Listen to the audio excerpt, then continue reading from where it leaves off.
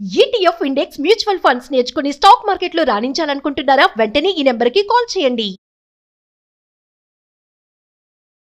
నమస్తే రమగారు. నమస్తే జయ. రమగారు, గతంలో మనం కొంచెం అమ్మవారి ప్రాశస్త్యం ఉన్న స్టోరీలు చెప్పుకున్నాం.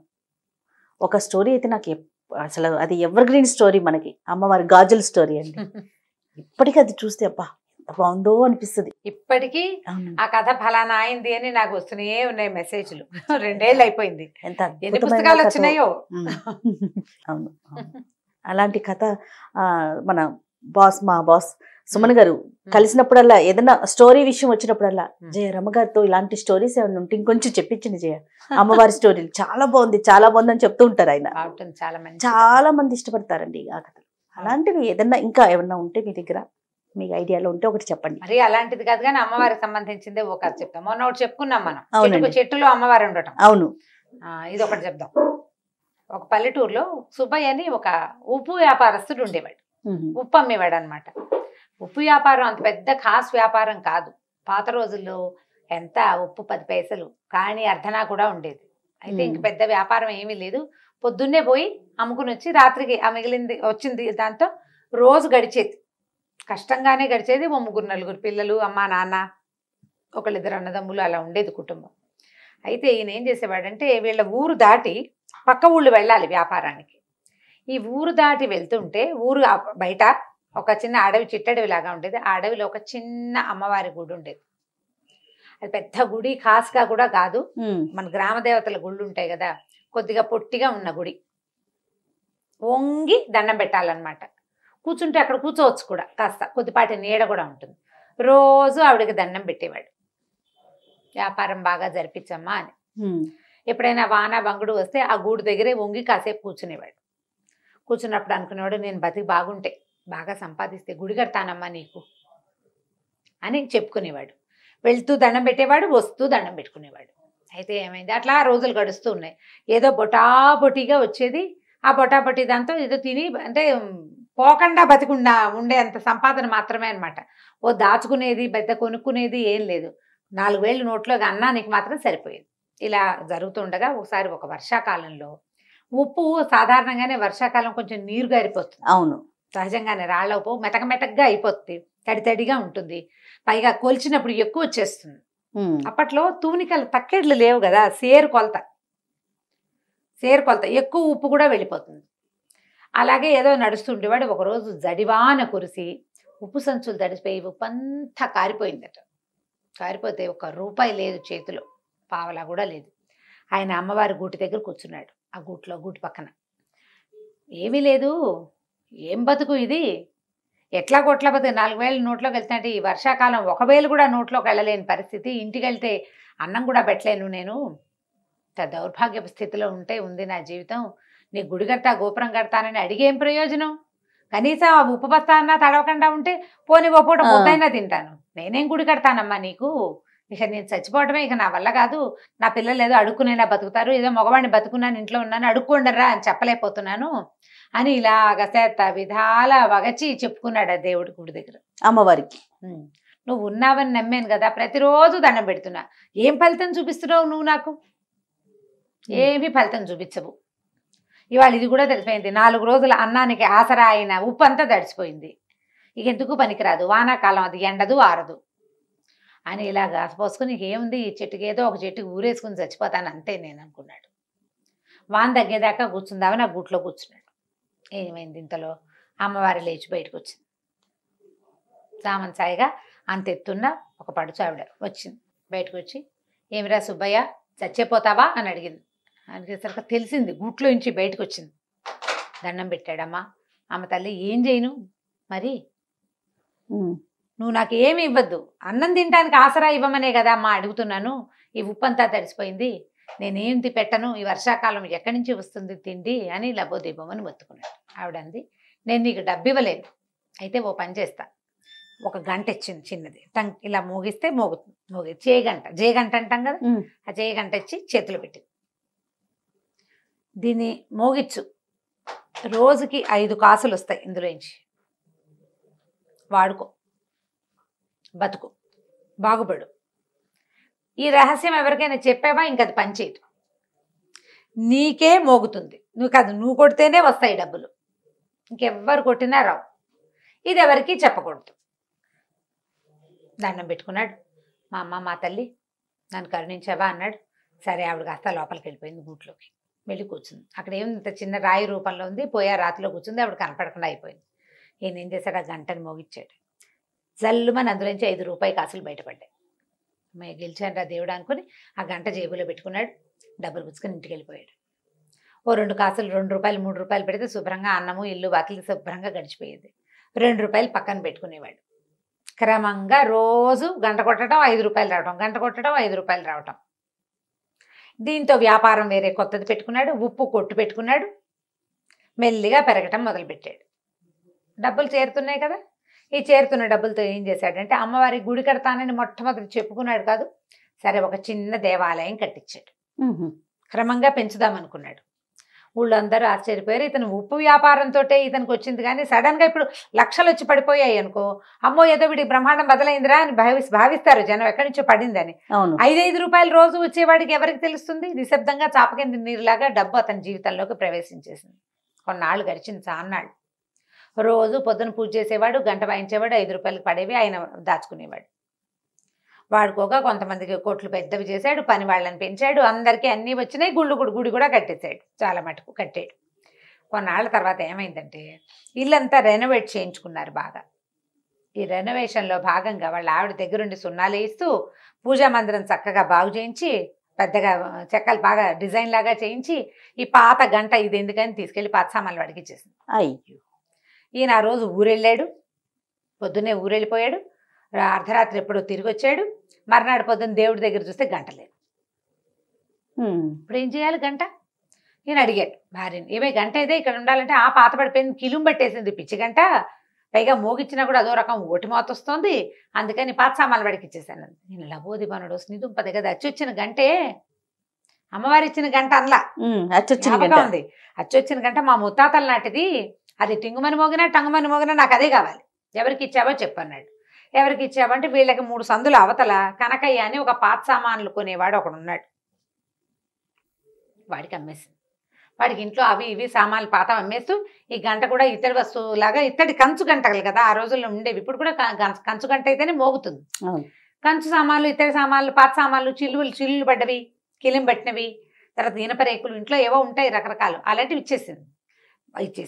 ఇది కూడా అతనికే ఇచ్చింది. పరిగెత్తుకుంటూ ఆ కనకయ్య వాళ్ళ ఇంటికి వెళ్ళాడు. కనకయ్య, మా ఆవిడ ఇచ్చిన సామాన్లలో ఒక గంట ఉంది కదా, ఆ గంట ఇచ్చేది నాకు అన్నాడు.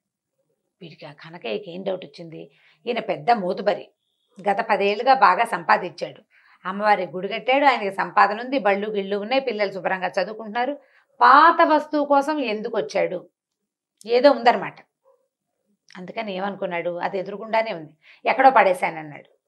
కరగబెట్టే సామాన్లలో పడేశానో దాచిపెట్టే సామాన్లలో పడేశానో గుర్తులేదు. అంటే ఇతను ఏమన్నాడు, బాబు ఆ గంట ఇచ్చేసాయి అని అడిగేసరికల్లా నేను డబ్బులు కొన్నాను మీ ఆవిడ దగ్గర, నేను డబ్బులు ఇచ్చి కొన్నాను, నువ్వేమిస్తావు చెప్పు నీ గంటకన్నాడు. అనేసరికల్లా ఇతను అన్నాడు, అదేమిటి నువ్వు గంటకి ఎంత ఇచ్చావు అంత ఇస్తాను తీసుకోమన్నాడు.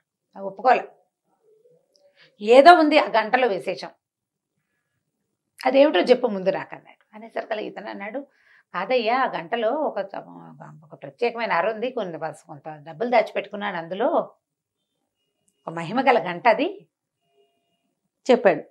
అమ్మవారి సంగతి చెప్పలా, అమ్మవారి సంగతి చెప్పలా, నేను డబ్బులు దాచిపెట్టుకున్నాను, మహిమగల గంట వస్తువు ఎప్పుడైనా అత్యవసరానికి తీసుకోవడానికి దాచుకున్నా, నాది నాకు ఇచ్చేయమన్నాడు. ఇంకా నయం, గంటలో డబ్బులు పెడతారా ఎవరైనా అన్నాడు కనకయ్య. గంట అంటే ఏముంటుంది, ఇట్లా ఇలా ఉంటుంది, పైన పీడు ఉంటుంది, లోపల వేళ్లాడే ఒక లోలకం లాంటిది ఉంటుంది, ఇలా అంటే మోగుతుంది. అందులో రహస్య పర్లు ఎలా ఉంటాయి చెప్పు, పైగా నేను తెచ్చేటప్పుడు చూసి అందులో ఏం లేదు, నువ్వు అబద్ధం చెప్తున్నావు అన్నాడు. కాదు నిజమే చెప్తున్నాను, నా మాట అబద్ధం అని తెలితే 1000 వరహాలు ఇస్తాను, నేను ఆ గంటలో ఇచ్చి డబ్బులు తీయలేకపోతే 1000 వరహాలు ఇస్తా, నువ్వేమిస్తావో చెప్పన్నాడు ఈయన సుబ్బయ్య గారు. ఈతను ఏమన్నాడు, నేను 1000 వరహాలు ఇస్తా, ఆ గంటలో ఏం లేదన్నాడు. రేపొద్దున చూపిస్తానన్నాడు. సరే ఈయన ఏమనుకున్నాడు, సరేలే వాడేం చేయలేడు దాన్ని, ఈయన ఇంటికి వెళ్ళిపోయాడు. మర్నాడు పొద్దున జనాలందరినీ పిలుచుకుని ఆయన వచ్చాడనమాట. ఈ లోపల ఈ రాత్రి కనకయ్య సాయంకాలం నుంచి మొదలుపెట్టి వాళ్ళ తమ్ముడిని పిలిచాడు, బావమరిదని పిలిచాడు. ఆ గంటను తిరిగేశారు, మరగేశారు, నేలకేసి కొట్టారు, విసిరారు. ఎక్కడి నుంచి ఏమీ బయటికి రాలే. దాంట్లో ఒక అర ఉండేందుకు ఏ అవకాశము లేదు. ఎక్కడ పెట్టాడో తెలీదు. ఏమైనా రహస్యపు మీటల మీద బాగా తోమేరు, మెరిసేలాగా చింతపండు ఉప్పు పెట్టి తోమేరు, నిమ్మకాయ డిప్పేసి తోమేరు. ధగధగాయమానంగా బంగారపు గంటలే మెరుస్తోంది. అందులోంచి ఏమీ బయటికి రాదు.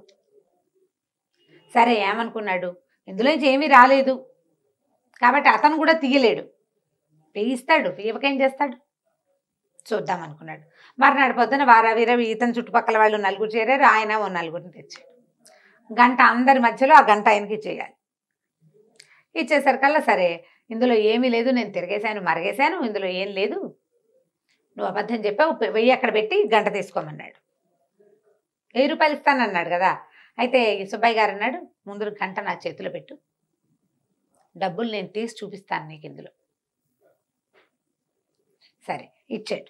ఇచ్చేసరికల్లా ఈయన ఏం చేశాడు, ఆ గంటను దండం పెట్టుకుని అలాగా మోగిచ్చి ఆ గంటల నుంచి 5 రూపాయల బిళ్ళలు అతని చేతిలో పెట్టాను. ఇదిగో నేను దాచిపెట్టాను, ఇదిగో అని చూపించాను. జనాలంతా ఆశ్చర్యపోయారు, ఎలా దాచావు అని. ఇప్పుడు నా పూర్వీకుల గంట కదా, ముత్తాతల నుంచి మా ఇంట్లో ఉంది, నేను దాని ఆసరాతోటే బతికాను, నేను మీకు చూపించేస్తానా, నాది ఇది, మా ఇంట్లో నుంచి ఇతను తెచ్చాడు, ఎందుకు చూపిస్తాను నేను మీకు, ఎలా దాచాను చూపించక్కర్లేదు. ఇప్పుడు కనకయ్య ఇది ఆశపడ్డందుకు ఏమిటి ఇచ్చేస్తే గంట అని అడిగితే ఏముంది, పావలా ఇచ్చుంటాడు ఆ గంటకి. ఆ పావలాను ₹1 పావలాకి ₹1 లేదా రూపాయి ఇవ్వు అంటే సరిపోయేది. పందెం కట్టేందుకు 1000 రూపాయలు ఇవ్వాల్సి వచ్చింది.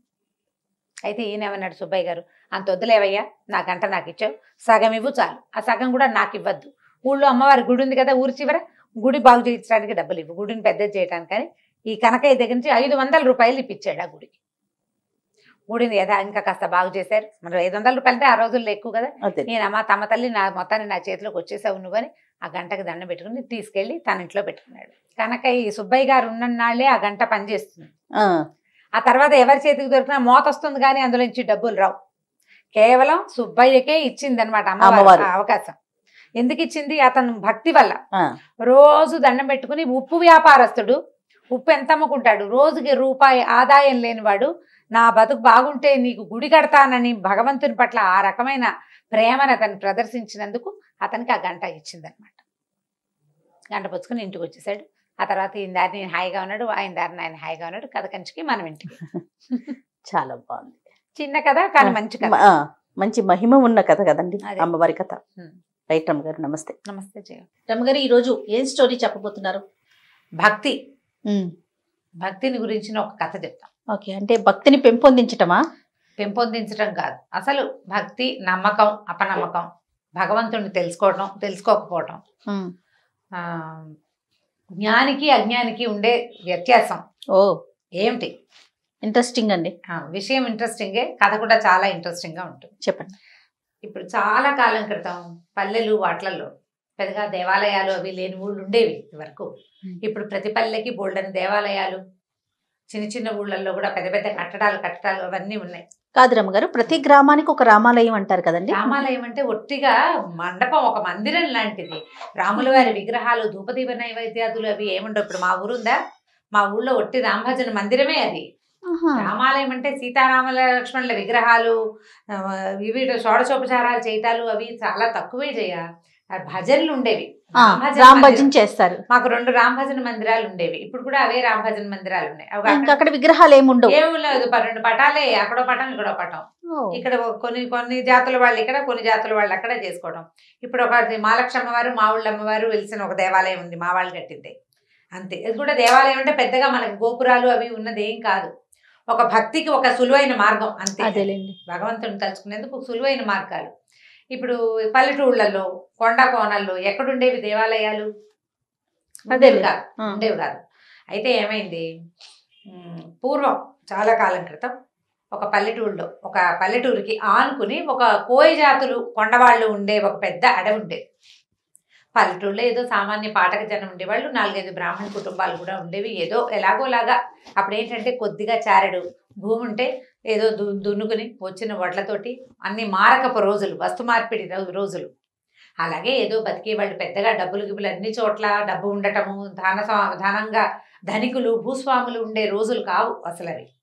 ఒకవేళ ఉన్నా ఎక్కడో పెద్ద ఊళ్ళల్లో ఉండేవాళ్ళు. ఈ పల్లెల్లో వాటిల్లో ఏదో ఉంటే పొలాలే తప్పిస్తే డబ్బున్న వ్యవహారం ఏమీ కనపడేది కాదు. అయితే ఈ పల్లెటూరున అనుకున్న అడవి ఉంది కదా, అందులో కొన్ని కోయా కొండ జాతుల వాళ్ళు ఉండేవాళ్ళు. అయితే ఏమైందట, ఓ సంవత్సరం బాగా వానలు పడి పైనుంచి ఒక సెలయేరులో కొన్ని దుంగలు అవి కొట్టుకొస్తాయి కదా, అట్లా అవునండి. చెట్ల కొమ్మలు కొట్టుకొస్తాయి, దుంగలు కొట్టుకొచ్చేస్తాయి. వానకి మొదలు కదిలిపోయి చెట్లు పడిపోతాయి, అదంతా కింద కొట్టుకొచ్చేస్తుంది. అట్లా కొట్టుకొచ్చిన వాటిల్లో ఒక అంత పెద్ద చింతమొద్దు దొరికింది వాళ్ళకి. చింతమొద్దు దొరికితే అది బాగుంది అనుకున్నారు. ఇప్పుడు మిగిలిన చెట్లు అన్ని ముక్కలు చేసి పెట్టుకున్నారు. ఈ చింతమొద్దుని మామూలుగా ఏం చేస్తారంటే చింత కానీ వేప కానీ మామిడి కానీ నీటిలో బాగా నాననిస్తారు. దాన్ని ఏదో అంటారు, పేరు గుర్తు రావట్లేదు. దీన్ని ఏంటంటే దాని లైఫ్ పెరుగుతుంది అనమాట. నీటిలో నానిన కొద్దికి గట్టిదనం వస్తుంది చక్కకి. తర్వాత దాన్ని ఆరబెట్టి దాంతో ఫర్నిచర్ చేసుకుంటారు. సీజనింగ్ అంటారు. సీజన్డ్ వుడ్ దాని పేరే అది. ఆ సీజనింగ్ ఏంటంటే నీళ్ళలో పడేసేయటం అనమాట. నిద్రగన్నేరు చెట్లు కూడా కొట్టేసి పెద్ద పెద్ద దుంగల్ని చెరువుల్లో పడేస్తారు. పడేసి కొంతకాలం బాగా అది నానిన తర్వాత దాని లైఫ్ పెరుగుతుంది. ఆ చెక్క లోపల ఇంక్లూషన్స్ ఉంటాయా, వరుసల లోపల ఆ తెరలు అవన్నీ ఫిక్స్ అవుతాయి అన్నమాట. దానికి బిగు వస్తుంది ఆ చెక్కకి. అట్లా ఈ నీళ్ళల్లో నాననిచ్చారు. ఆ చింతమొద్దుని ఒకరోజు పగలేద్దామని దాన్ని తీసుకొచ్చి బయట పెట్టుకున్నారు. బాగా ఆ మాత్రం ఎత్తుగా ఉన్నది, బాగా మంచిది. ఇట్లా కావలించుకుంటే ఒక పెద్ద 2 బలాఢ్యులు అట్నుంచి ఇట్నుంచి పట్టుకున్నా వాళ్ళ చేతులు కలవనంత పెద్ద దుంగ అది. 2 బలమైన వాళ్ళు 2 చేతులు అట్నుంచి ఇట్నుంచి కావలించుకుంటే బాగా ఆ మాత్రం కైవారం ఉంటుందా, అంతకంటే ఎక్కువ, అంత పెద్దది, అంత పెద్ద దుంగ. అంత పెద్దదంటే చాలా మంచి వస్తువులు అవి బాగా తయారవుతాయి అని భావించారు. అయితే ఏం చేశారు, నీళ్ళ నుంచి బయటపడేశారు. కొద్దిగా ఆరాక దాన్ని పగలేయటానికి కొట్టేసరికల్లా ఏమైందంటే దానికి బార్క్ లాగా ఉంటుంది కదా, అది ఏమంటారు మన బెరడు, అది ఊడిపోయింది.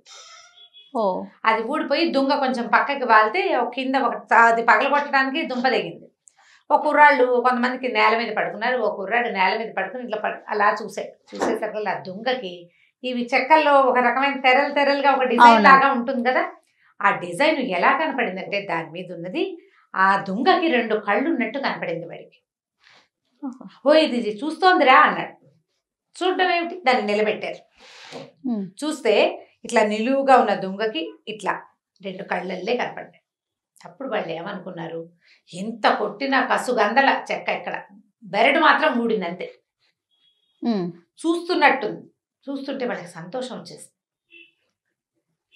ఈ దుంగని ఇది జేజి అని భావించి ఏం చేశారు, ఆ చెరువు పక్కనే ఎక్కడ సెలయేరు ఎక్కడ కిందకు వచ్చిందో దానికి కొంచెం పక్కగా ఆ తడి ఇవక లేకుండా చూసుకుని ఓ చోట నిలబెట్టి పసుపు రాసి బొట్టు పెట్టుకున్నారు. అక్కడి నుంచి ఆ దుంగని జేజిగా భావించి రోజు దండం పెట్టుకోవటం మొదలుపెట్టారు. పసుపు రాసేవాళ్ళు, బొట్టెట్టేవాళ్ళు. ఏదో శుక్రవారాలు శనివారాలు ఏమీ తెలియదుగా వాళ్ళకి, అమాసలు పుణ్యాలు తెలుసు, కార్తెలు తెలుసు. ఆ ప్రకారంగా అప్పుడు ఆ కార్తెలు అమ్మవారికి చేయవలసిన కొలుపులు ఈ దుంగ జేజికే చేసుకునేవాళ్ళు వాళ్ళు. అయితే ఒకనాడు ఈ పక్కన పల్లెటూళ్ళలో బ్రాహ్మణ కుటుంబాలు ఉన్నాయి కదా, ఈ పల్లె నుంచి ఒక ఆయన అటు దారిపోతూ చూసి ఇట్లా నిలబడి ఉన్న అమ్మవారిలో ఒక శక్తి ఆయన ఆకర్షించింది. ఆ నేత్రాలు కూడా చూస్తున్నట్టుగా కనపడ్డాయి. వీళ్ళు పైగా చక్కగా పసుపు రాసి బొట్టు అది పెట్టేసరికి పైన బొట్టు కింద నేత్రాలతోటి చాలా ఆకర్షణీయంగా కనపడింది. ఆయన ఏమనుకున్నాడంటే ఏదో శక్తి వెలిసింది ఇక్కడని రోజు దీపం పెట్టేవాడు. ఏం పెద్ద విశేషం ఏం లేదు, వచ్చి దీపారాధన చేసేవాడు. ఏదో పండో ఫలమో పంచదారో పట్టుకొచ్చి పెట్టేవాడు. ఈ పల్లె వాళ్ళు ఉన్నారుగా కొండవాళ్ళు, వాళ్ళు కూడా ఏదో పెట్టేవాళ్ళు తెచ్చి. అక్కడి నుంచి కొలుపులు అంటే వాళ్ళు ఏవో బలేసేవాళ్ళు, ఆ బలులు వేస్తుండేవారు. ఏం చేశారు, క్రమంగా 4 నిట్టాళ్ళు పాతి చుట్టూతా ఒక దడిలాగా కట్టారు. వానకి అది తడిసిపోకుండా. ఎండ క్రమంగా దుంగ కదా పాడవుతుందని భావించి ఓ చిన్న తాటాకు పందిరి, దాని కింద ఈ జేజి. సంవత్సరాలు గడిచినాయి. ఈ కొండవాళ్ళు కోయవాళ్ళు అంటే అయ్యోరు రోజు పూజ చేస్తాడు కదా, అందుకని ఏం చేసేవాళ్ళు, ఈ అడవిలో పండిన వెదురు బియ్యము, పప్పు, ఉప్పు, బెల్లం వాళ్ళు మారకల్లో తెచ్చుకునేవాళ్ళు. అయ్యవారికి కూడా ఏదైనా ఇవ్వాలని భావించేవాళ్ళు.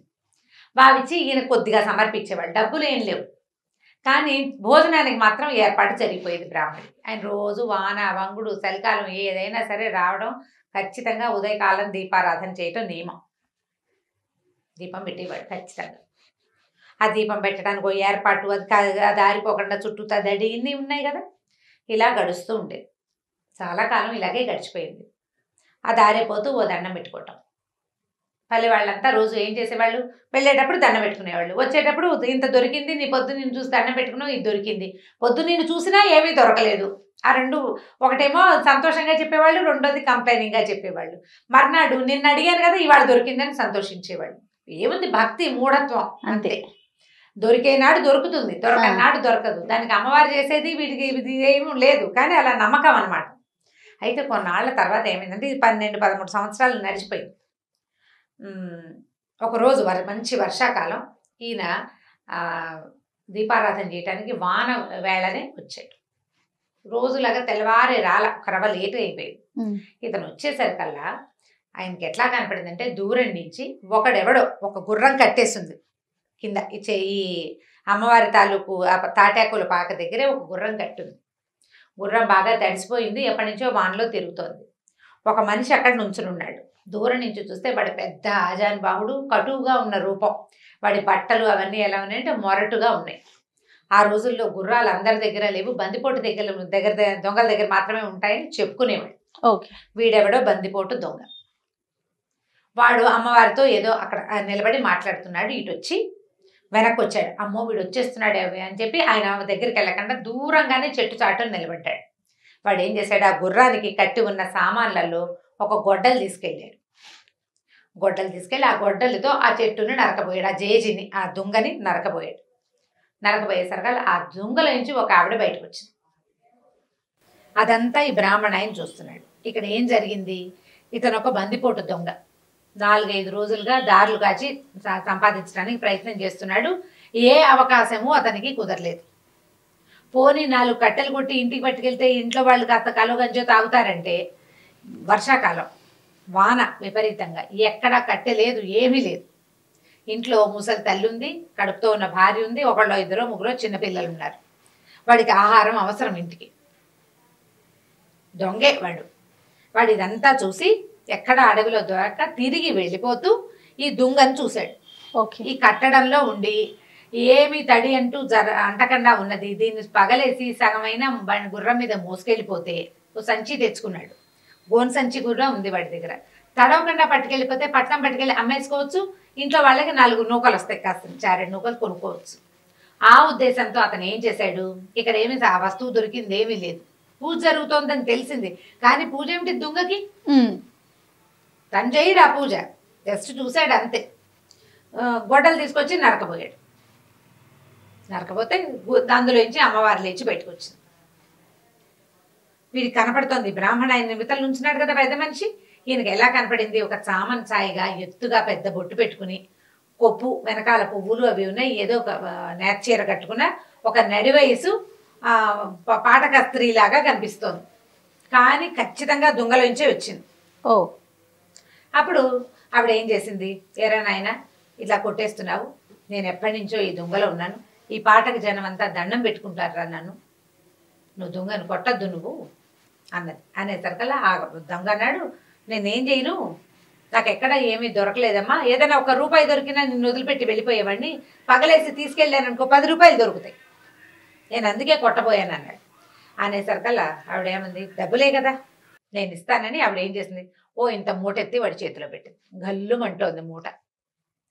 దూరం నుంచి మనకి డబ్బుల కట్టలు అవి ఇవ్వడం తెలిసిపోతుంది కదా. ఈ డబ్బు గల్లు మనటం, ఒక డబ్బుల మూట, చిన్న మూటలు ఉంటాయి డబ్బులు. ఆ రోజుల్లో ఏం చేసేవాళ్ళు, సంచుల్లో వేసి నాణేలు కదా. తెలిసింది అతనికి, బ్రాహ్మడికి అర్థమైంది. ఆ మూట ఎత్తి వాడి చేతిలో పెట్టింది. వాడి వీడికి వంగి వీడి కాళ్ళకి దండం పెట్టి వెళ్ళిపోయాడు. అవురా 12-13 సంవత్సరాల నుంచి అర్చన చేస్తుంటే 10 పైసలు ఇవ్వలేదే నాకు, వీడెవడ గొడ్డలెత్తితే ఇచ్చేసింది. ఇదనమాట మార్గం,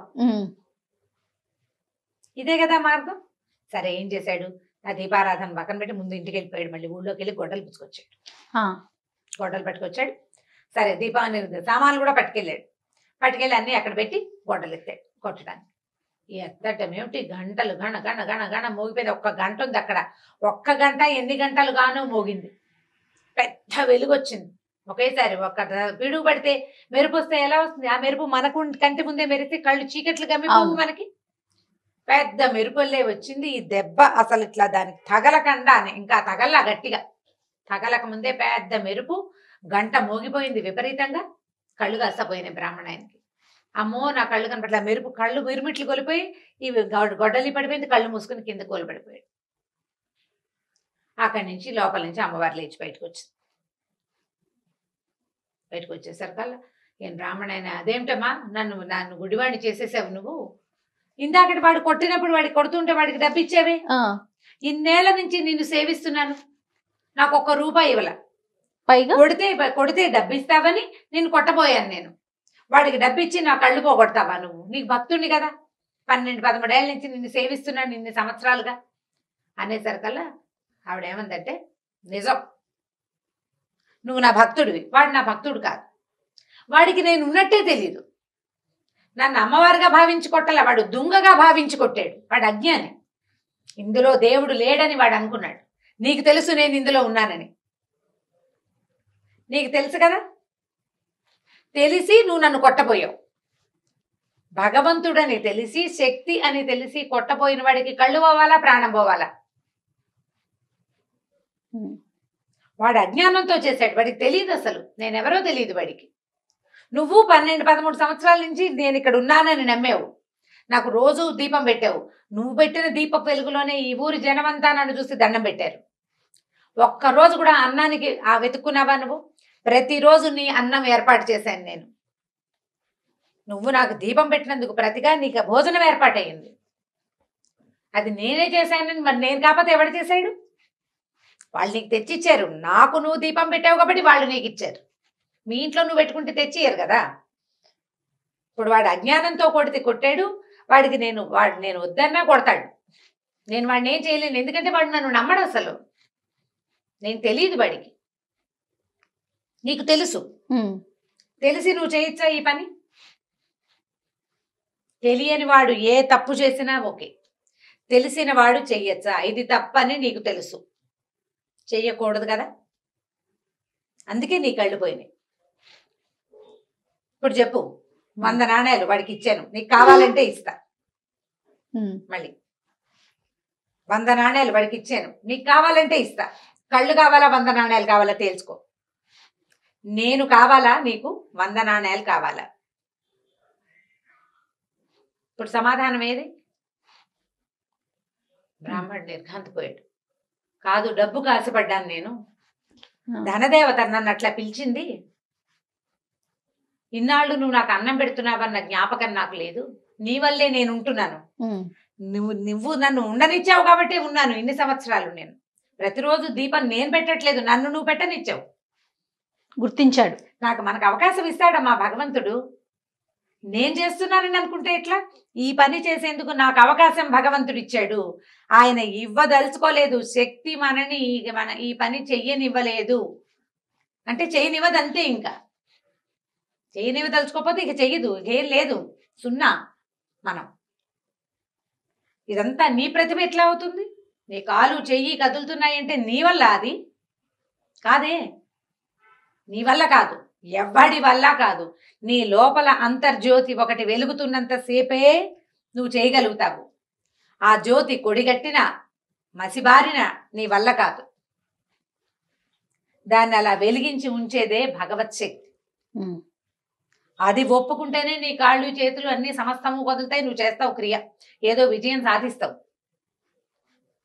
భగవంతుడు ఒప్పుకోనిదే, శక్తి ఒప్పుకోనప్పుడు ఇంకా నువ్వు చేసేదేం లేదు, అవును, దాంతో ఆవిడ కాళ్ళు పట్టుకున్నాడు, నన్ను రక్షించు, నాకు బుద్ధి వచ్చింది,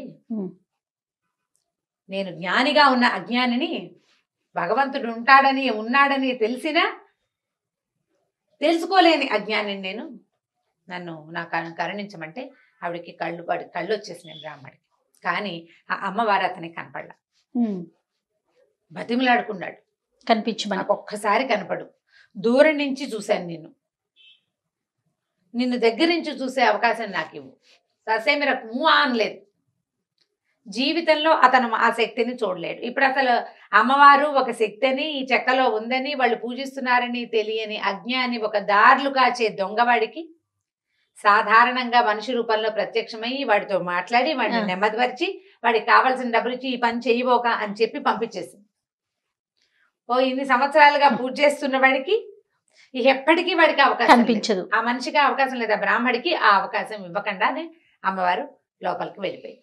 ఆ తర్వాత ఎప్పుడూ ఎవ్వరికీ కనపడలేదట, కానీ పూజ మాత్రం జరుగుతూనే ఉండేది. పూజ జరిగేది. ఈ నిదర్శనం ప్రపంచానికి తెలిసింది.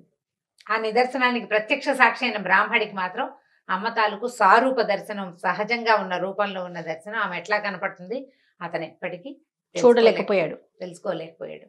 మనం ఏదైనా తప్పు అని మన లోపల తెలిస్తే అది చేయకూడదు. శక్తి ఉంది, ఏది కనపడదే అలా ఉంటుందా ఇలా ఉంటుందా కనపడదే అని అడగకూడదు. దాని స్వరూపాన్ని నీకు ఒకసారి అర్థమైతే నీ లోపల తెలుసుకోవడానికి ప్రయత్నించాలి. మనసులో ఆ జ్ఞాన దృష్టితోటి తెలుసుకోవాలి. సాకారమైన రూపంలో చూడాల్సిందేనని, నువ్వు కనపట్టలేదు కాబట్టి లేదని ఇలాంటి మాటలు మాట్లాడకూడదు.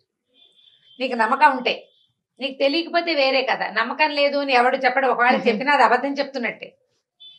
అది అబద్ధం చెప్తే ఇప్పుడు ఉన్నాయి కొంతమంది చూడండి వితండవాదం చేస్తా ఉంటారు, ఏది ఎక్కడుంది ఇక్కడుందా అక్కడుందా చూపించండి అని. ఇలాంటి వాళ్ళకి ఇలాంటి కథ నిజంగా చెంప పెట్టే కదా. మన శరీరంలో ప్రాణం ఎక్కడుందో ఒక చోట నువ్వు చూపించు, నువ్వు చేయలేదు. అది ఇందులో ఒక్క పదార్థం నువ్వు చేసింది కాదు. నీ శరీరంలో నువ్వు పైన గోళ్ళకి రంగేసావు, ఏది గోరు మొలిపించు, నీ వల్ల అవుతుందా? గోరింటాకు గోళ్ళని పెట్టుకుంటాం. ఈ చర్మం తెప్పించు ఎక్కడి నుంచి అయినా.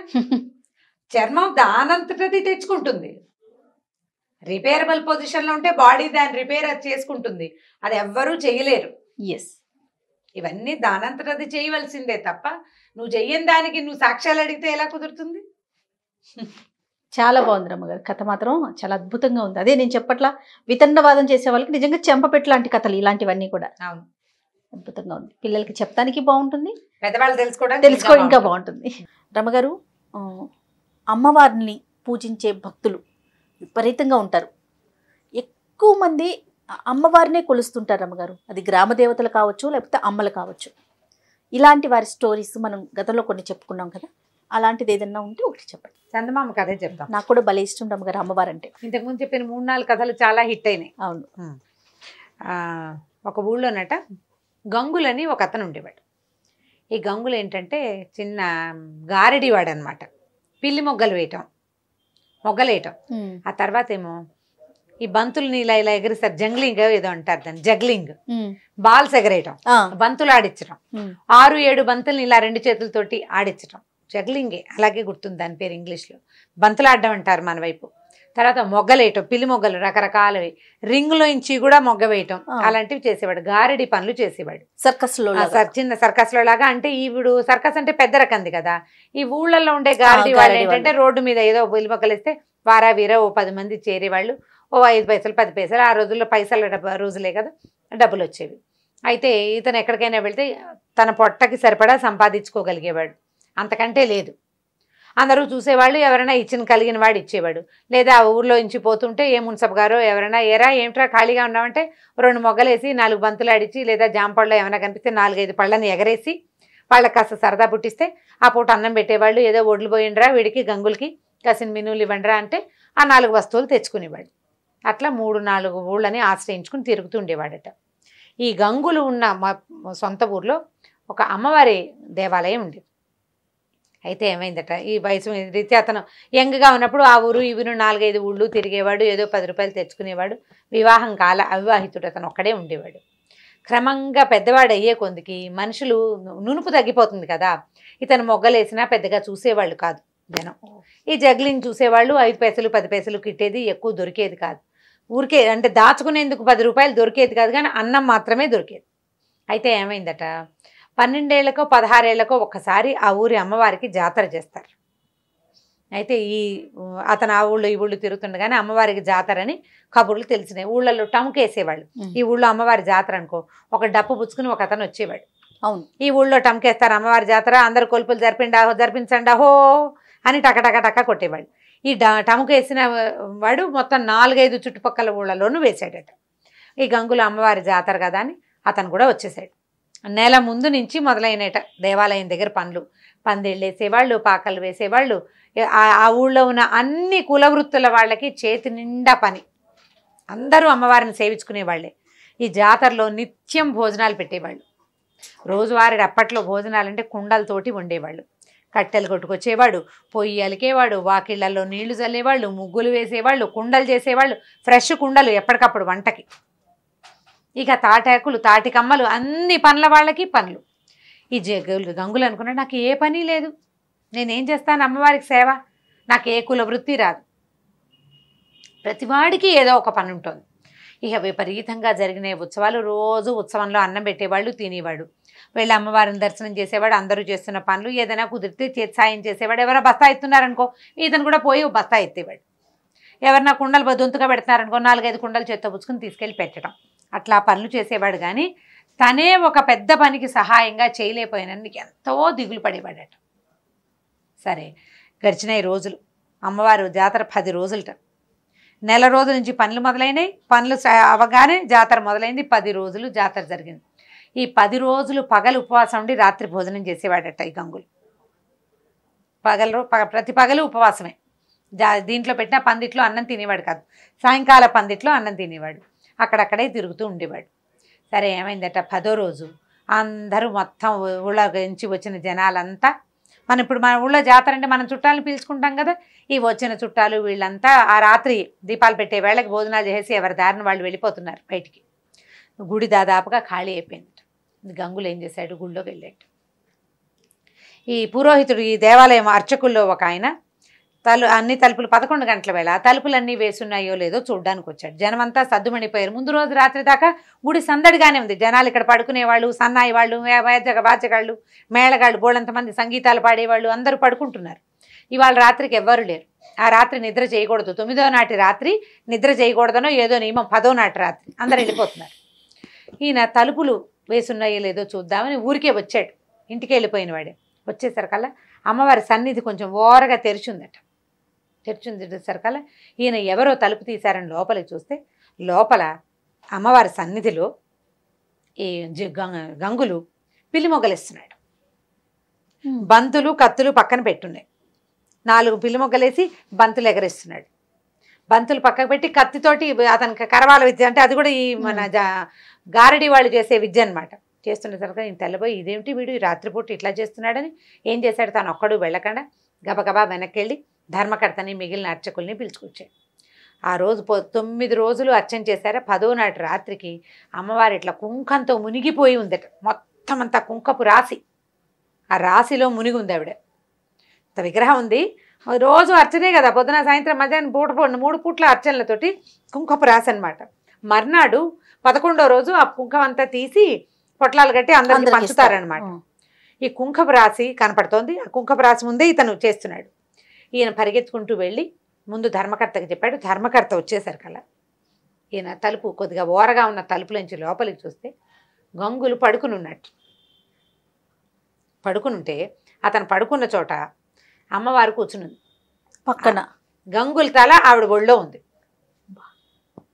ఒళ్ళో ఉంది. ఏం చేస్తోంది ఆవిడ, పమట కొగ్గుతో ఇట్లా ఇట్లా ఇట్లా ఇట్లా విసురుతోందట. చెమటలు పట్టి ఉన్నవాడిని వాడి మొహం మీదకి గాలి విసురుతోంది అమ్మవారు. విగ్రహం ఉండాల్సిన స్థానంలో విగ్రహం లేదు. ఈవిడ ఇక్కడ కూర్చునుంది, ఆవిడ ఒళ్ళో ఉన్నాడు. అతను ఒళ్ళో తల పెట్టుకుని పడుకుని ఉన్నాడు. ఈయన అట్లా నిర్ఘాంతపోయి నుంచున్నాడు. ఈ లోపల ముందెళ్ళిన పూజారి ఉన్నాడు కదా, చాలా మందిని 5-6 పూజారులను పిలుచుకొచ్చాడు. అందరూ తలుపు తోసేశారు కల్లా గంగులు పడుకుని ఉన్నాడు. ఇంకెక్కడ ఏం లేదు. ఈయన ఏమో ధర్మకర్త నేను చూశానంటాడు. ఇక్కడ ఏమీ లేదు కదండి, అలా ఏం జరగలేదంటే ఈ కుంకపు రాసి ఉంది కదా, ఈ రాశికి బయట వైపు ఒక పాదముద్ర ఉందట కుంకంలో. అంటే ఆవిడ అందులోంచి అడుగు బయట పెట్టి వచ్చింది. వీళ్ళెవ్వరూ దాన్ని చూడలేదు ఆ దృశ్యాన్ని. ఆ ధర్మకర్త ఆయన ఒక్కడే, ధర్మకర్త ఒక్కడే చూశాడు. మిగిలిన వాళ్ళంతా జాతరలో పాలు పంచుకొని జాతరలో సేవ చేశారు. నిజమైన భక్తుడు వీడు. ఆమెకి కోసమే సేవ. జాతరలో ఉన్న వాళ్ళంతా చుట్టాలు పిలిచారు, పక్కాలు పిలిచారు, అది చేశారు, ఇది చేశారు. ఎవడికి ముట్టాల్సిన డబ్బులు వాడికి ముట్టింది, ఎవరి గొంతుకి రావాల్సిన ప్రసాదం వాడికి వచ్చింది. వీడికి ఏదీ లేదు, వీడికి ఏమీ లేదు. కేవలం అందరూ అమ్మని సేవిస్తున్నారు, నేను సేవించలేకపోతున్నానన్న దిగులు తప్ప.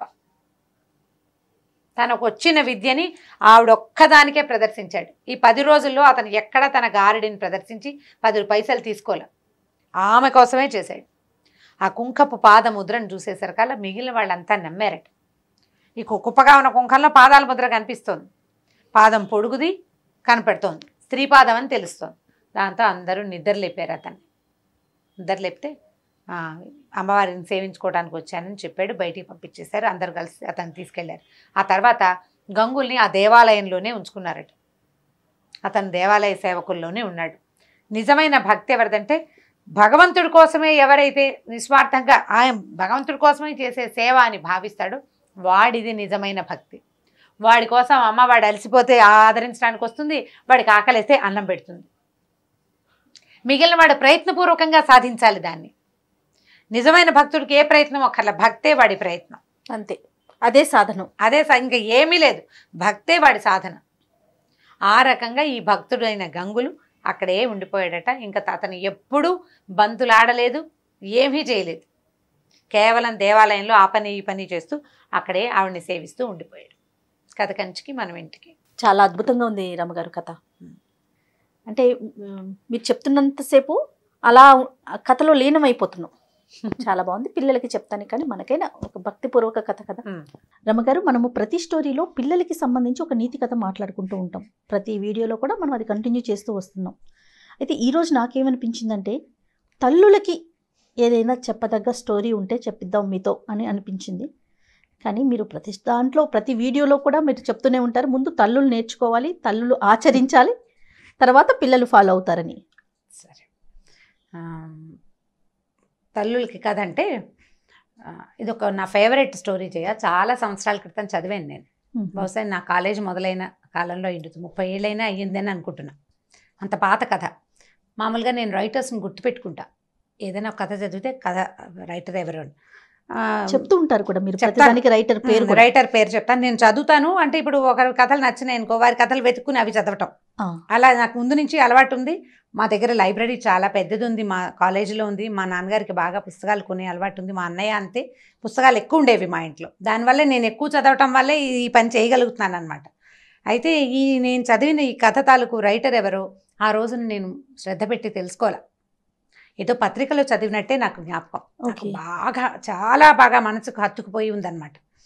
ఆ కథ చదివిన మొదటి రోజున, అంటే మొదటిసారి చదివినప్పుడు ఎంత రోమాంచితంగా ఎలా అత్యద్భుతంగా అనిపించిందో ఎన్నిసార్లు చెప్పుంటానో, 100 సార్లు చెప్పుంటా ఆ కథ. నేను ప్రతిసారి నాకు అదే ఫీల్ కలుగుతుంది. చాలా అత్యద్భుతమైన కథగా తోస్తుంది. నేను చాలా మందికి చెప్పినప్పుడు ఈ కథ రైటర్ ఎవరో తెలుసా, మీరు ఎక్కడైనా చదివారా అని అడుగుతూనే ఉన్నాను. నాకు దాని ఆన్సర్ రాలేదు. ఇవాళ ఇప్పుడు అంటే మనం ఈ ప్రోగ్రామ్ స్టార్ట్ చేసిన దగ్గర నుంచి ఏదో ఒక సందర్భంలో ఈ కథ చెప్పి దీని రైటర్ ఎవరు, వారెవరో తెలుసుకోవాలని కోరిక ఆడియన్స్లో ఎవరైనా, ఇప్పుడు మన మంది చూస్తారు, వాళ్ళలో ఎవరో ఒకళ్ళు ఈ కథని ఫలానా వారు రాశారు ఆయన పేరు తెలిస్తే చాలా సంతోషిస్తాను నేను. చూడండి, మామ్ ప్రేక్షకులందరూ రమ్మగారి కోసమైనా మీకు ఎవరికైనా ఆథర్ నేమ్ తెలిస్తే కనుక డెఫినెట్గా కామెంట్ రూపంలో తెలియజేయండి. అయితే వీరు రాసిన కథ అప్పుడు నేను చదివిన దానికి ఇప్పుడు నేను చాలా సంవత్సరాల నుంచి ఆ కథ అప్పుడప్పుడు రకరకాల సందర్భాల్లో చెప్తున్నాను. కొంత డీటెయిలింగ్లో చిన్న మార్పులు ఉండొచ్చు. కథను జనరల్గా మనం ఓన్ చేసుకుంటాం. మామూలుగా నేను చదివిన కథలు ఎలా చదివాను యథాతథంగా అలా మనం చెప్పం కదా, చిన్నప్పుడు మార్పులు వస్తాయి. ఫ్రేమ్ మాత్రం, అంటే స్టోరీ ఫ్రేమ్ మాత్రం అదే ఫ్రేమ్. అయితే ఇది ఒక 200 ఏళ్ల నాటి కథ అనుకుందాం, అలా అయ్యుండొచ్చు అనిపిస్తోంది. అంటే ఆ కథ చెప్పిన సందర్భం దీన్ని బట్టి. అప్పట్లోనట ఒక గాజుల వ్యాపారి ఉండేవాడు. ఓకే. ఈ గాజుల వ్యాపారం అంటే ఇప్పుడు మామూలుగా మనం షాప్కి వెళ్ళి కొనుక్కుంటున్నాం. ఒక 20-30 ఏళ్ళ నాడు, 10-15 ఏళ్ల నాడు, ఇప్పుడు కూడా మరి పల్లెటూళ్ళల్లో కనపడుతుందేమో, గాజులు మలారం అనేవాళ్ళు. మలారం దింపటం అనేది ఒక ప్రోగ్రాం కింద ఉండేదన్నమాట. ఈ గాజులు వాళ్ళు ఏం చేసేవాళ్ళు అంటే ఒక పెద్ద మూటలో ఒక గాజుల పెట్టెలు పెట్టుకుని తీసుకొచ్చుకునేవారు. ఊళ్ళ వెంట తిరిగేవాళ్ళు. ఊళ్ళల్లో గాజులు వేయించుకోవటం అంటే ఇక్కడి నుంచి ఇక్కడ దాకా గాజులు దగ్గరగా వేసేవాళ్ళు. అంటే లూజ్గా ఉండే గాజులు తీసి పక్కన పెట్టే రకంవి కాదు, గాజులు ఉండాలి చేతి నిండా. అవి పూర్తిగా దాదాపుగా పోయినాక అప్పుడు మళ్ళీ కొత్త గాజులు ఎక్కించుకునేవాళ్ళు. ఎవరికి వాళ్ళు గాజులు వేసుకునే సిస్టమ్ పాతకాలంలో ఉండేది కాదు. ఇవి గాజులు అతను వీళ్ళ చేయి పట్టుకుని నొక్కి దగ్గరగా ఉండే గాజులు వేసేవాళ్ళు. పనిపాటలు చేసుకునేవాళ్ళు కదా, వదులుగా అటు ఇటు కదులుతున్న గాజులు పగిలిపోతాయి త్వరగా. మట్టి గాజులు వేసుకోవటం అంటే ఇప్పుడు దగ్గరగా గుత్తంగా ఉన్నాయనుకో, చేతి నిండా ఉన్న గాజులు ఏ పని చేసినా పగలవు, చిన్నగా సవడి చేస్తూ ఉంటాయి. గాజుల చేత్తో అన్నం పెట్టడం అనేది ఒక ఏమనాలంటే రకరకాల సేయింగ్స్లో గాజుల చేత్తో అన్నం పెట్టడం అనేది ఒక సేయింగ్. అయితే ఈ గాజుల వ్యాపారి ఉండేవాడు. ఈయన చాలా దేవీ భక్తుడు. ఓకే. అయితే ఆయన పేరేదో కానీ ఆయన దుర్గా అనేవాడు. ఎప్పుడు దుర్గా దుర్గా నేను రామ అంటుంటాను నేను, అలా ఆయన దుర్గా దుర్గా అనేవాడు. ఈ దుర్గా ఎట్లా అంటే కనపడ్డ అమ్మాయి దుర్గే, గాజులు వేయించుకునే అమ్మ తల్లి దుర్గే, అందరూ దుర్గలే. అతను అలా దుర్గా దుర్గా అని ఎప్పుడు దుర్గని తలుచుకుంటుంటే ఆయన దుర్గాదాస్ అనేవాళ్ళట. అయితే ఈ దుర్గాదాసు ఊళ్ళ వెంట తిరుగుతుండేవారు, గాజులు వేసేవాడు. అయితే ఒకసారట ఆయన ఒక ఊరు నుంచి రెండో ఊరికి వెళ్ళాలంటే అప్పుడు నడకదారులే కదా, అప్పుడు ఇలా ట్రాన్స్పోర్టేషన్ అవి ఉన్నవి కాదు. ఈ నడక దారిలో ఆయన వస్తూ ఉంటే ఒక చెరువు పక్క నుంచి వెళ్తున్నాడు. ఆ చెరువు గట్టున ఒక అమ్మాయి కనపడింది ఆయనకి. అమ్మాయి మరీ చిన్నపిల్ల కాదు, ఒక 25-30 సంవత్సరాల లోపల వయసు ఉంటుంది. అందంగా చక్కగా బాగుంది. ముక్కుకి ఒక ముక్కు పుడక, రెండో ముక్కుకి బేసరి. పాత రోజుల్లో అలా ఉండేవి కదా, 2 ముక్కు పుడకలు ఉండేవి. అక్కడి నుంచి సర్వాలంకారాలతోటి అమ్మాయి చక్కగా ముత్తైదు పెళ్ళైన అమ్మాయి కనపడింది. కనపడి పిలిచి గాజులేస్తావా అని అడిగింది. అయితే ఇంత నిర్జనంగా ఉంది ఈ అమ్మాయి ఇక్కడ ఎందుకు ఉందంటే ఆ అమ్మాయి చేతిలో బిందు ఉంది, మంచినీళ్ళకి వచ్చిందని అనుకున్నాడు. ఓకే, నేను ఆ ఊరు వెళ్తున్నాను, నువ్వు ఆ ఊరు వెళ్ళిపోతున్నావు, నేను ఇంటికి వెళ్తాను, నువ్వు నాకు గాజులు వెయ్యి అని చెప్పి చెయ్యి అందించింది. అందించేసరికల్లా ఈయన ఏం చేశాడు, సరే ఒక చెట్టు కింద దింపాడు. మల్లారం పెద్దవాడు, ఒక 50 ఏళ్ళు ఉండుంటాయి బహుశా. అమ్మాయి చెయ్యి అందిస్తే ఎర్రవి బాగున్నాయి, ఆకుపచ్చవి బాగున్నాయి, పసుపచ్చవి బాగున్నాయి అంటే 3 రంగుల గాజులు చేతుల నిండా వేశాడు. పిల్లని చూస్తే కలిగిన అమ్మాయి లాగానే కనపడుతుంది. ఈ అమ్మాయి దగ్గర డబ్బులు ఉండవని అతను ఎందుకు ఊహిస్తాడు? గాజులు వేయించుకుని ఏదో తృణమో పణమో, అప్పుడు పెద్ద ఖరీదులు కాదు, కాసు, అరకాసు, పావల, 10 రూపాయలు బేడలు కాణీలు ఉండే రోజులు, అణాలు అర్ధనాళ్ళు ఉండేవి. అయితే ఇవి వేసిన తర్వాత ఈ అమ్మాయి ఏం చెప్పిందంటే, నువ్వు ఈ ఊరు వెళ్తున్నావు కదా, ఫలానా శివాలయం ఉందా, శివాలయం పక్కన కర్ణం గారి ఇల్లు ఉందా, ఆ పక్క సందులోంచి కొంచెం లోపలికి వెళ్తే ఒక ఎత్తరుగుల ఇల్లు ఉంది, ఆ ఇల్లు మాదే, మా నాన్నగారు ఉంటారు, ఈ గాజులకు డబ్బులు నువ్వు అక్కడ తీసుకో ఓకే అని చెప్పింది. చెప్పేసరికల్లా అదేమిటి నువ్వు డబ్బులు లేకుండా ఎందుకు వేయించుకున్నావని అదని అతను అనలా. ఎందుకంటే ఇది అతను పనే కానీ అది వ్యాపకంగా చేస్తున్నాడు కానీ వ్యాపారంగా చేయటం లేదు ఆయన. ఇలా స్త్రీ రూపంలో ఈ అమ్మాయిలకి గాజులు వేస్తూ అమ్మవారికి గాజులు వేసినంత సంతోషించేవాడు. అతనికి వచ్చిన కొంత సంపాదనే అతనికి చాలు, ఏదో ఇచ్చింది పుచ్చుకునేవాడు అంతే. సరే ఏమన్నాడు, ఈ అమ్మాయి బిందె పుచ్చుకుంది, ఇంకా నేను నీళ్ళు తెచ్చుకోవాలి, నువ్వు వెళ్ళిపోతున్నావు కదా, వెళ్ళి తీసుకోమంది. మా నాన్నగారి ఇంటికి వెళ్ళు, మా అత్తారిల్లు ఇది, మా నాన్నగారు ఊరు ఆ ఊరు, మా అత్తారు ఊరు ఈ ఊరు అని చెప్పింది. చెప్పేసరికల్లా మా నాన్నని అడిగి డబ్బులు తీసుకోమంటే ఈయన బ్యాగ్ అంతా సర్దుకున్నాడు.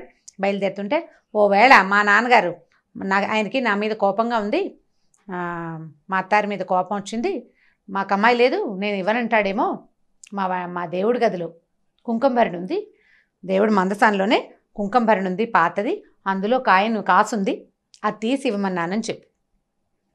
ఆయన కాదంటాడు, నువ్వు గట్టిగా పట్టుకో, నువ్వు గాజులు ఇన్నేసావు, డబ్బులు తీసుకోవాలి కదా, కాబట్టి ఆయన కాదన్నా సరే ఈ మాట చెప్పి డబ్బులు తీసుకో అని చెప్పింది. సరే అన్నాడు.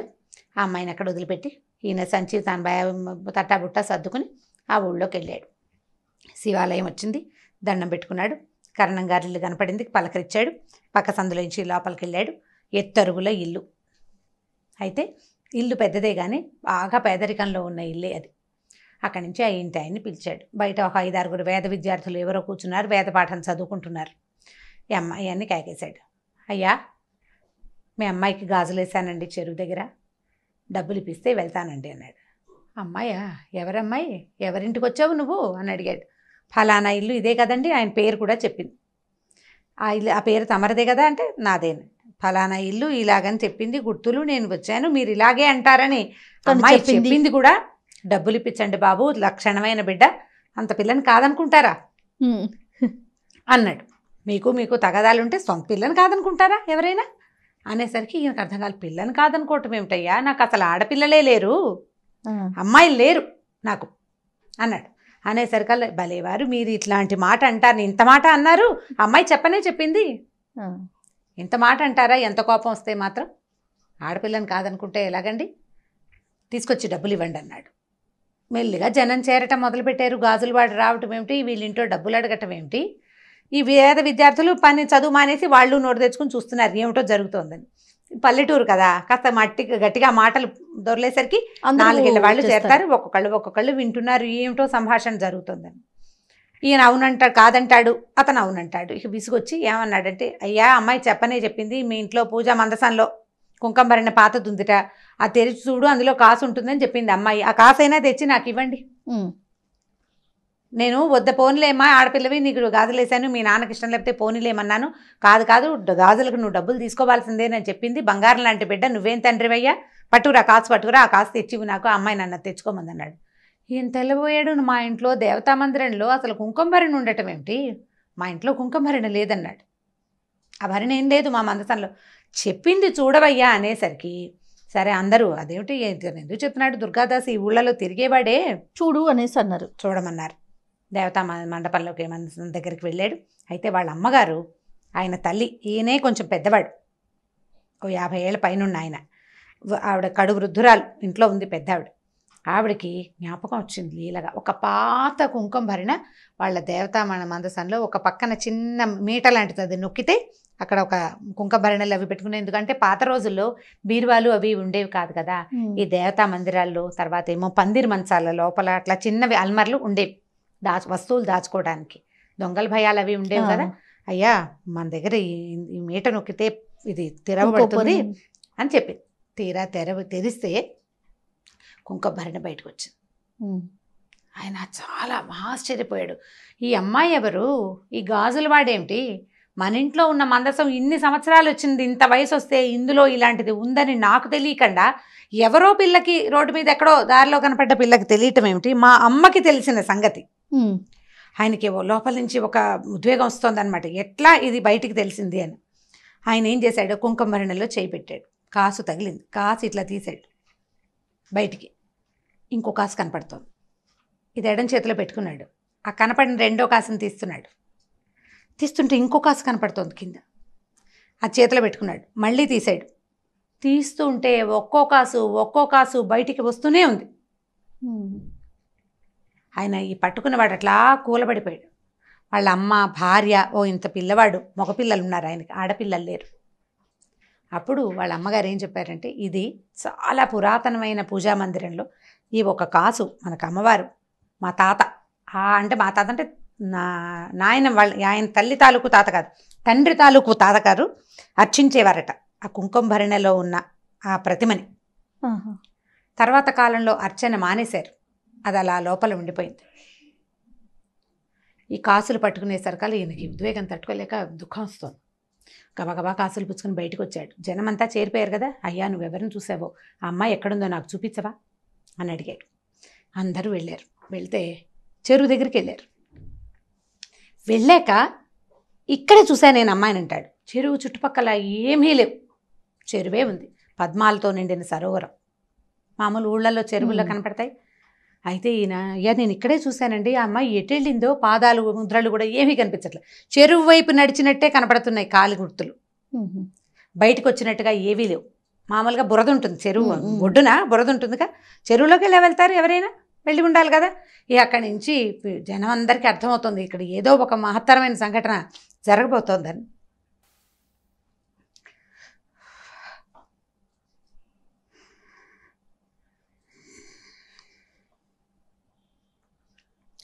సరే దుర్గాదాసు పిలిచాడు.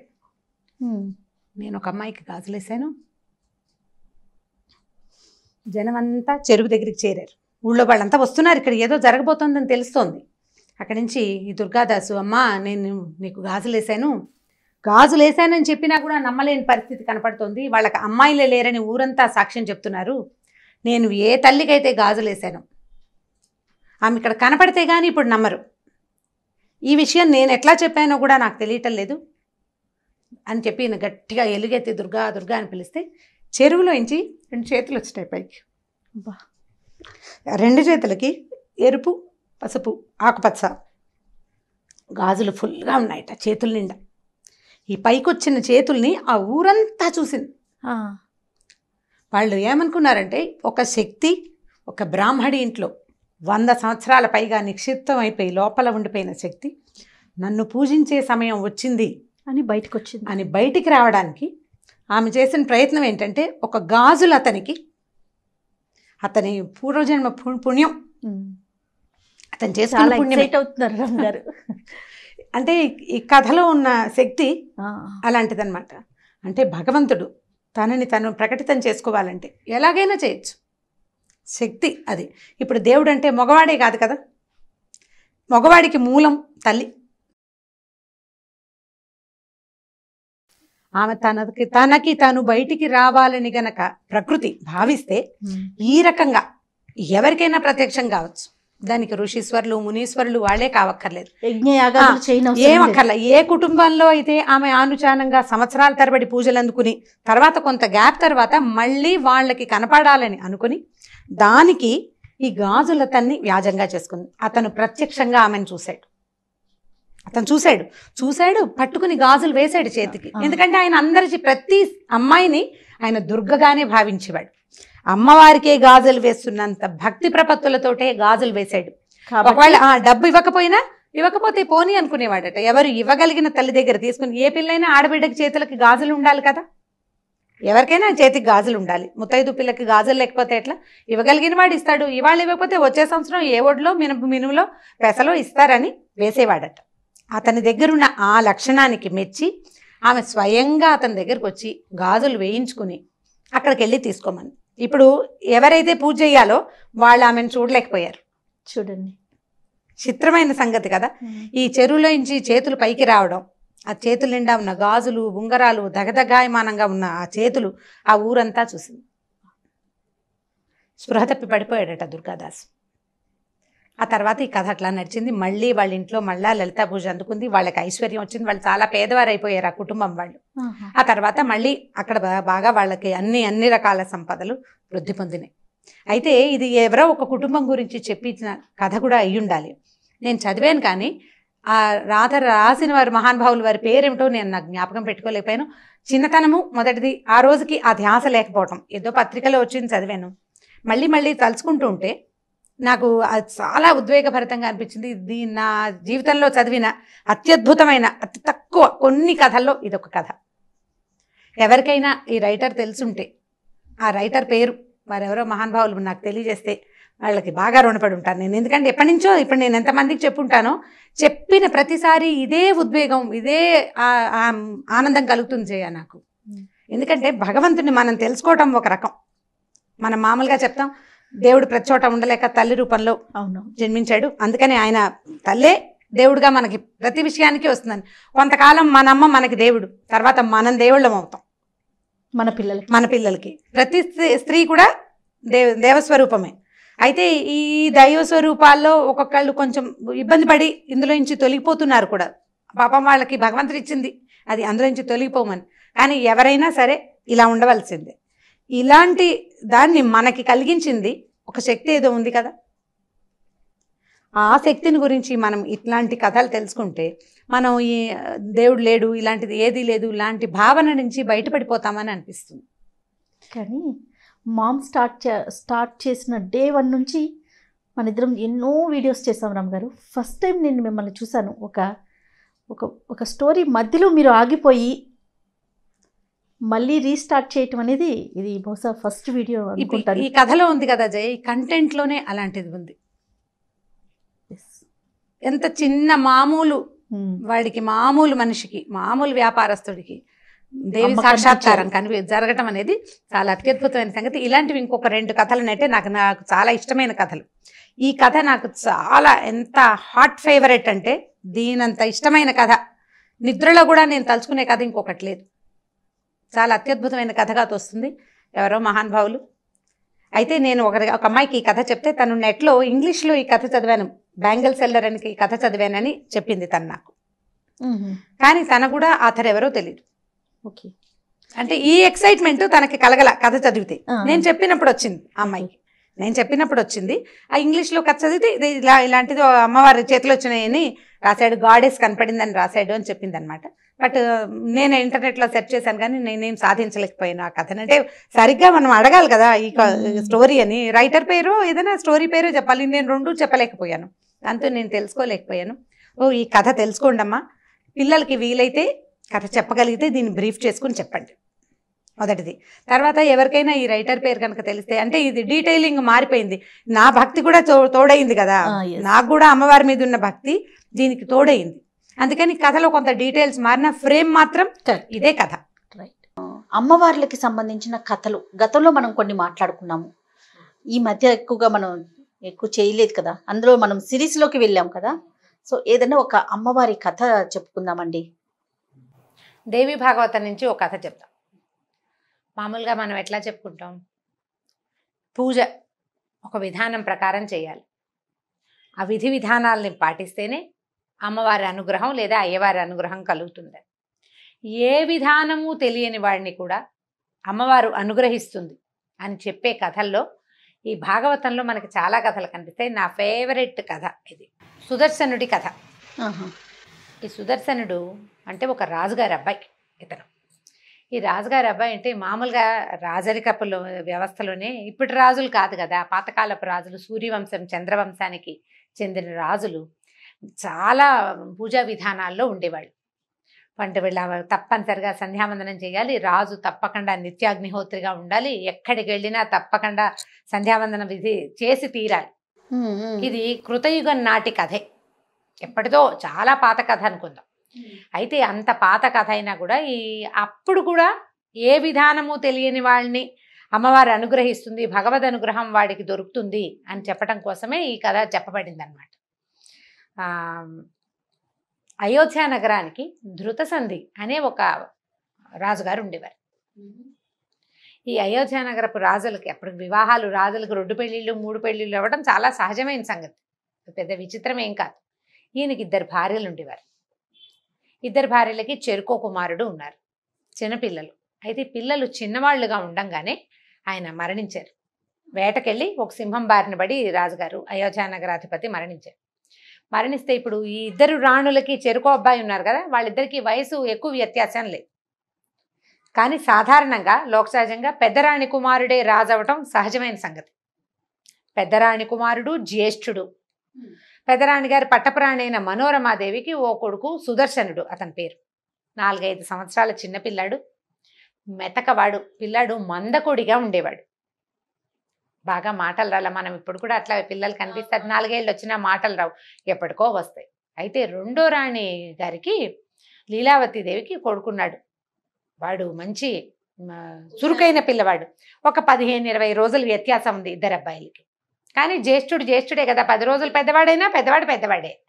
అయితే ఏమైంది, రాజుగారు మరణించంగానే అప్పట్లో పద్ధతి ఏమిటి, రాజుగారు కనుక మరణిస్తే ఆ ఉత్తర క్రియలు అవి చేశాక పెద్ద కుమారుడు ఎవరైతే వాళ్ళని శాస్త్రోక్తంగా రాజుని చేసి మిగిలిన కథని మంత్రులు, సైన్యాధిపతులు, రాజ్యాంగమే నడిచిపోతూ ఉంటుంది. పిల్లాడికి కొంచెం బాగా వ్యక్తత వచ్చాక కాస్త విద్యాబుద్ధులు అవి నేర్పించి పూర్తి రాజరికాన్ని అబ్బాయి చేతిలో ఎప్పటికో పెట్టేవాడు. ఇప్పుడు ఈ 2లో ఎవరో ఒకరిని రాజుని చెయ్యాలి. శాస్త్రానికి రాజు అయినా ఈ పెద్ద పిల్లాడికి మాటామంతి ఏమీ లేదు, ఊరికే ఒక అందాల బొమ్మ, మాటలు రాలా, చురుకైన వాడు కాదు, ఎవరైనా చూసి పలకరించడాలు అవి కూడా తెలీదు, మందకొడి పిల్లవాడు, మేధకుడు. అయితే ఏమైంది, ఈ 2 రాణుల తండ్రులు రంగంలోకి దిగారు. మా మనవడు జ్యేష్ఠుడు కాబట్టి మా వాడినే ఎక్కించాలని మనోరమాదేవి తండ్రి. జ్యేష్ఠుడైనా వీడికి మాటామంతి లేదు, చురుకైన వాడు కాదు కాబట్టి నా పెద్ద వ్యత్యాసం లేదు కాబట్టి మా మనవడిని ఎక్కించాలని రెండో భార్య లీలావతి తండ్రి అయినటువంటి యుధాజిత్తు 2 దిగారు రంగంలోకి. దిగేసరికల్లా మామగారులు 2 ఫైటింగ్కి పూనుకున్నారు.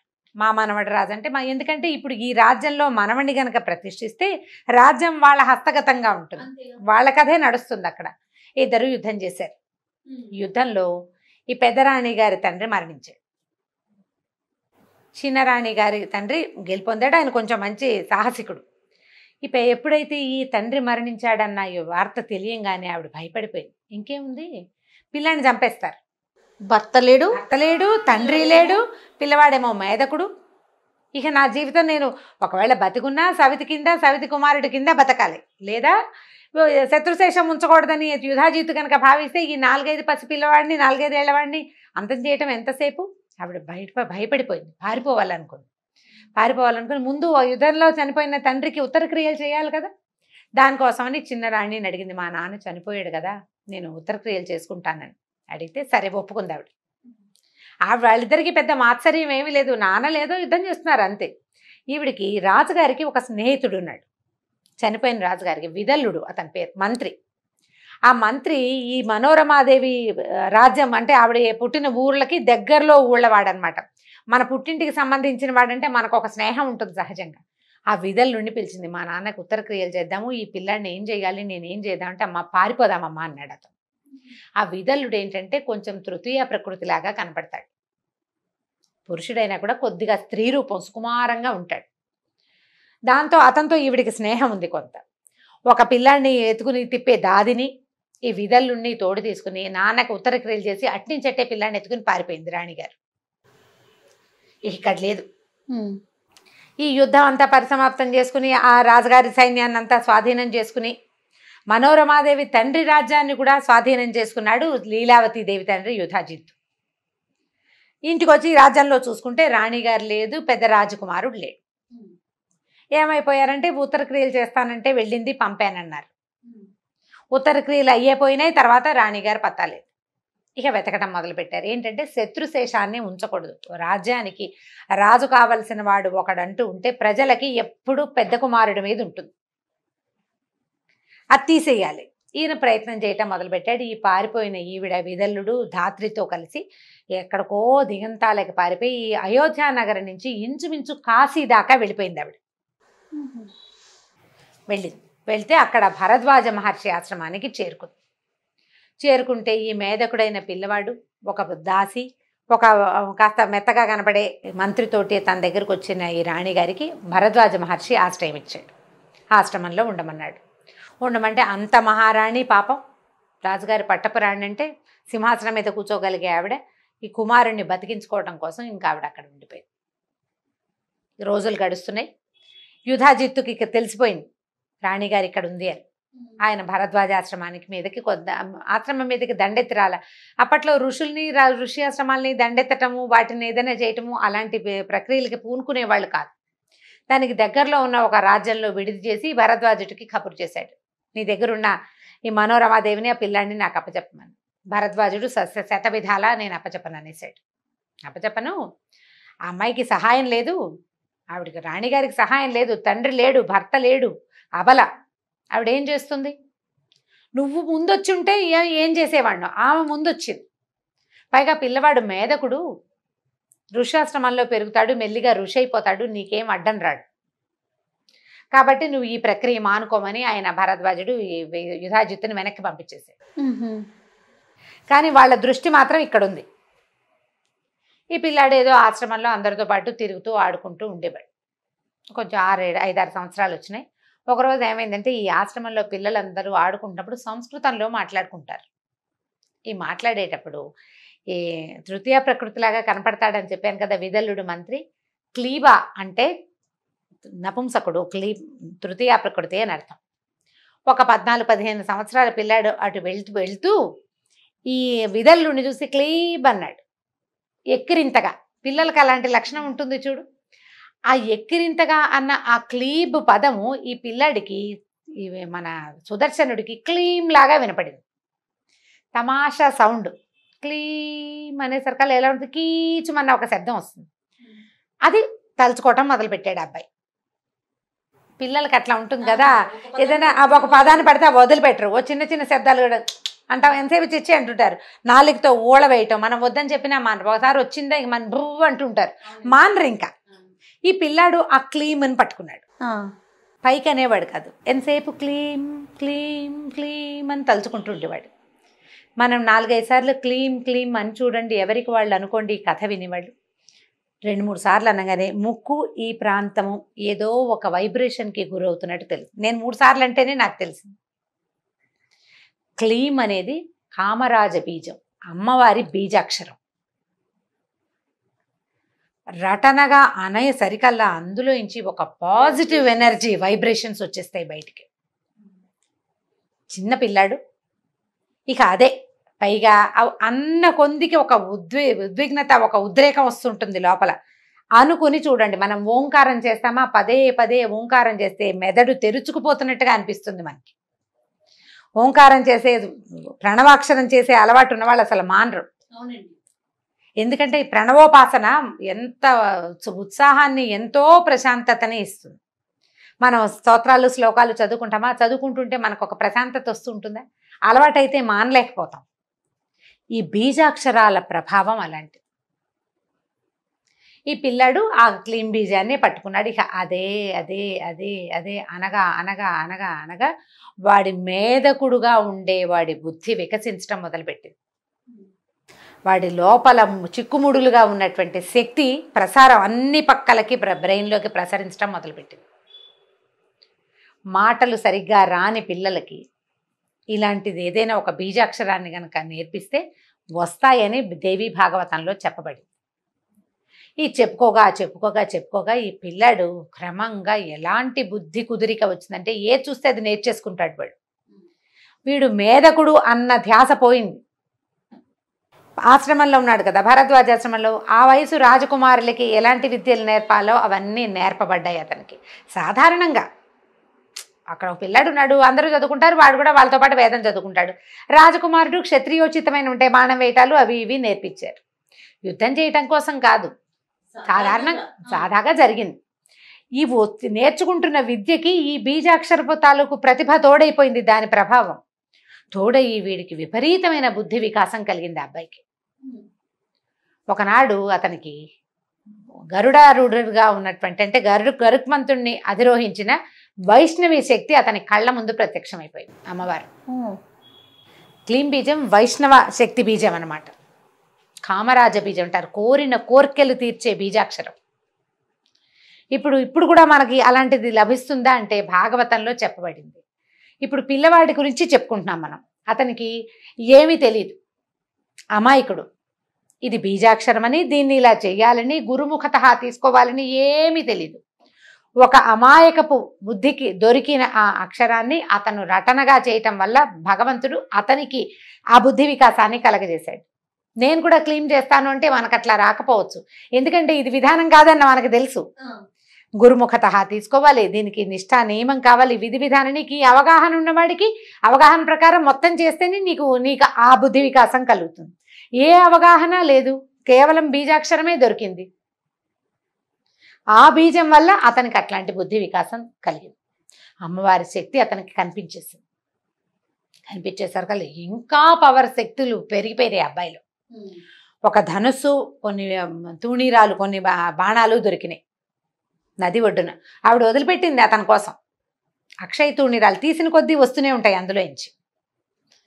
బాణాలు తీసేస్తారు, మన సినిమాల్లో చూస్తుంటామా, అన్నీ తీస్తాడు, మళ్ళీ ఎలా వచ్చాయని ప్రశ్న వస్తూ ఉంటుంది. అక్షయ తూణీరము అనేది ఒక మంత్రం. ఆ మంత్రం కనుక ఉన్నవాడికి వాడు ఎన్ని తీసినా మళ్ళీ అందులోకి శస్త్రం దాంతా చేరిపోతూ ఉంటుంది. అలాంటిది ఒకటి దొరికింది. ఇట్లా పెద్దవాడైపోయాడు, బీజాన్ని మాత్రం వదల్లా. ఇతనికి ఇలాంటిది ఒకటి దొరికిందనే సంగతి ఎవ్వరికీ తెలియదు, రహస్యంగా అతనిలోనే ఉండిపోయింది. కొన్నాళ్ళకి ఆ కాశీ రాజకుమార్తెను కలుసుకున్నాడు ఇతను. ఆ అమ్మాయి ఇతన్ని వరించేసరికి ఇంతలో కాశీరాజు ఈ పిల్ల ఈ అబ్బాయి ఎవరో రోడ్డును పోయేవాడిని వరించిందని ఆయన తెలియక ఆయనేమో స్వయంవరం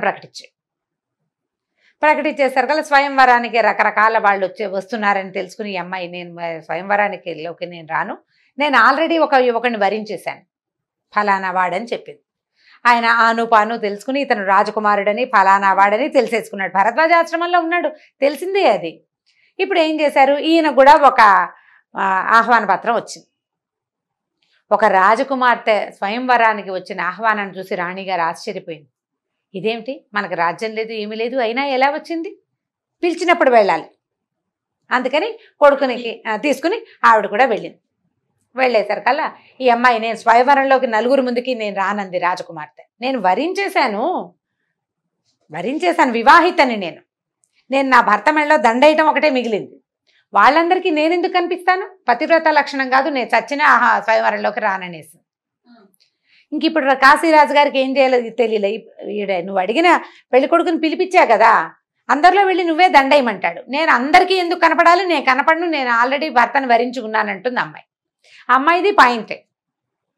10 మందిలో ఎవరో ఒకరిని సెలెక్ట్ చేసుకోవటం అంటే పోనీ అదొక రకం, నేను ఆల్రెడీ సెలెక్ట్ చేసుకున్నాక నేను ఎందుకు కనిపించాలి, నేను కనపడను అనేసరికల్లా ఈయన ఏం చేస్తాడు, ఇప్పుడు వచ్చిన వాళ్ళందరికీ చెప్పాడు, మా అమ్మాయి ఒక అతన్ని వరించింది కాబట్టి స్వయంవరానికి వచ్చిన వాళ్ళంతా నన్ను క్షమించండి, మీరంతా వెళ్ళిపోండి అనేసరికల్లా వాళ్ళు పొట్టాడేశారు అందరు. నువ్వు మమ్మల్ని ఎందుకు పిలిచావు, ఇంతకీ అమ్మాయి వరించిన వాడెవడు, అయోధ్య రాజకుమారుడు సుదర్శనుడు అని తెలియంగానే అది అయోధ్యకి ఆల్రెడీ రాజుగా ఉన్న శత్రుజిత్తు అతని తాతగారైన యుధాజిత్తు ఇద్దరు వచ్చారు స్వయంవరానికి. వీళ్ళు మండిపడిపోయారు. అయోధ్య రాజకుమారుడు ఏమిటి, ఇంకా ఎక్కడ అయోధ్య రాజ్యం మాది, వాడికి రాజ్యం లేదు గీజ్యం లేదు, వాడికి పిల్లని ఎలా ఇస్తావయ్యా అన్నారు. మా అమ్మాయి వరించిందండి, కన్యావరైతే రూపం, కన్య వరించింది అంతేనన్నాడు ఈయన. వాళ్ళు ఒప్పుకోలే, వాడు అంతు చూస్తామన్నారు. ఇప్పుడు ఏం చెయ్యాలి?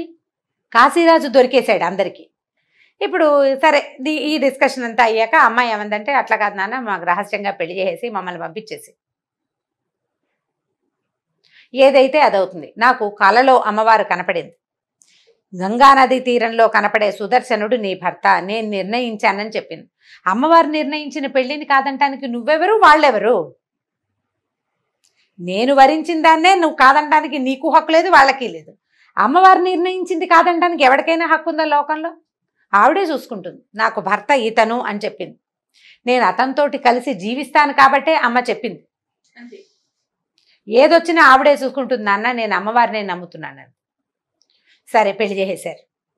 చేసేస్తే వీళ్ళ దారిని వీళ్ళకి మరి పెళ్లి చేశాక రాజకుమార్తె అనేసరికల్లా 100 ఏనుగులు, 1000 గుర్రాలు, 200 మంది దాసదాసి జనం, కొన్ని కోట్ల వజ్రాలు అవి ఇవి అంతా సమర్పించారు. సారిగా ఆశ్రమానికే పంపడానికి రెడీ అయ్యారు. అబ్బాయికి రాజ్యం లేదు మరి. సరే అన్ని సామాన్లు పుచ్చుకుని వీళ్ళు బయటికి వెళ్ళేసరికల్లా చాలా మంది రాజకుమారులు ఏమనుకున్నారంటే, పిల్లకి ఇష్టం లేదంటే దానికోసమే మనం పోట్టట్టం ఏమిటి, ఈ గోలంతా వద్దని చాలా మంది వెళ్ళిపోయారు. కానీ యుధాజిత్తు శత్రుజిత్తు మాత్రం ఇక్కడే ఉన్నారు. ఎందుకంటే వీడు తమ శత్రువు, వాడిని చంపి తీరాలని. వాళ్ళు కొంతమందిని ఆకట్టుకున్నారు. వాళ్ళకి క్లోజ్ ఫ్రెండ్స్ ఉంటారు కదా గుంపు, ఆ ఉన్నవాళ్ళని ఉంచుకున్నారు. వాళ్ళు యుద్ధానికి పూనుకున్నారు.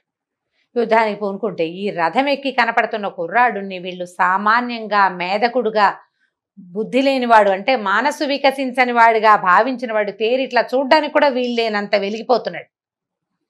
వాడి లోపల ఉన్న శక్తి ఎంత ప్రచండమైన శక్తి ఉంది లోపల, అది కనపడుతుంది కదా.